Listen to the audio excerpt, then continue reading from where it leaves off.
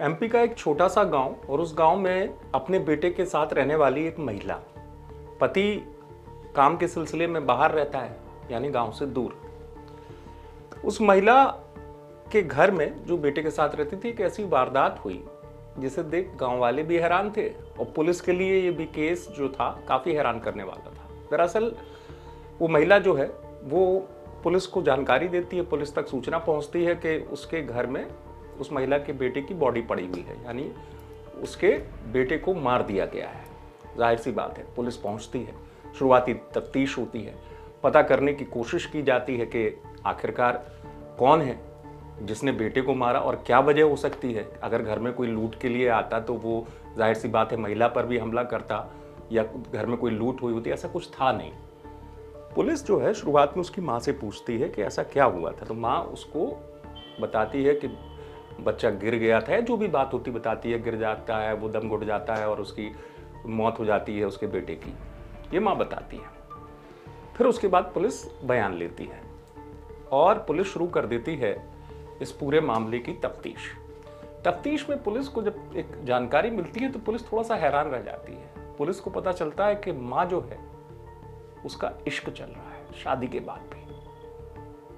किससे चल रहा है और इश्क का क्या कनेक्शन है इस केस से, ये भी मैं आपको बताऊंगा। और इश्क में खोई हुई मां क्या ऐसा कर सकती, यही सवाल था।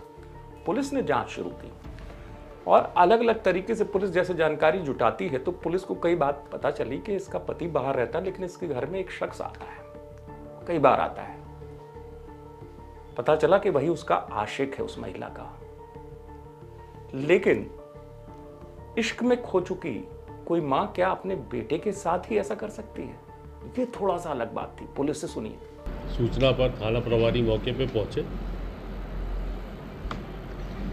तो बच्चा घर के बगल में उसके कपड़ा पड़ा हुआ था, पड़ा था।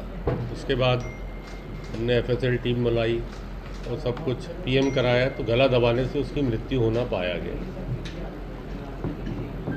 उसके बाद एसपी साहब और सारे सीनियर अफसर मौके पे पहुंचे और एक टीम का गठन किया वहीं तत्काल।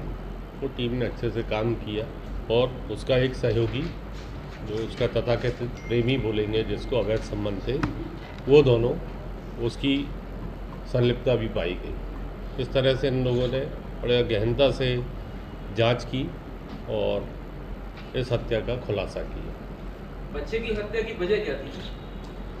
वो इनके इलिसिट रिलेशन में बीच में आता था, रोक टोक करता था। पुलिस ने केस को सुलझा लिया, लेकिन पुलिस बता रही है कि जो बच्चे की मौत हुई या बेटे की मौत हुई, जो वो इस वजह से हुई कि उस महिला ने अपने आशिक के साथ मिलकर अपने बेटे को मौत के घाट उतार दिया। वजह क्या थी, लेकिन यही पुलिस के लिए सोचने वाली बात थी कि कलेजे के टुकड़े को कोई मां इस बेरहमी से कैसे सजा दे सकती है।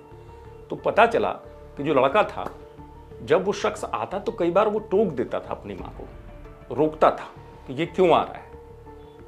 हो गए 1-2 महीने हो गए, बात हो गई, लेकिन तब ऐसा होता है कि डांट दिया बेटे को, समझा दिया कि ये मेरा दोस्त है, कुछ भी है। लेकिन जब बेटा अड़ गया इस बात पर कि ये शख्स आएगा नहीं और मैं अपने पिता को बता दूंगा और ये आया तो मैं बर्दाश्त नहीं करूंगा, बस यही बात माकून नागवार गुजरी और उसने प्लानिंग कर ली अपने आशिक के साथ इस वारदात को अंजाम देने की। और बड़े ही शातिराना तरीके से दोनों ने इस वारदात को अंजाम दिया। पुलिस को खुद ही जानकारी दी और पुलिस को उलझाया भी बहुत, क्योंकि उसी मां ने पुलिस को बुलाया था और यह भी उलझाया था कि पता नहीं कौन किस तरीके से क्या गिर पड़ा, क्या हुआ। क्योंकि पुलिस ने जब क्रॉस सवाल किए थे और पूछा था कि कौन आया था, क्या कैसा है, तब उसने पुलिस की समझ में आ गई थी बात।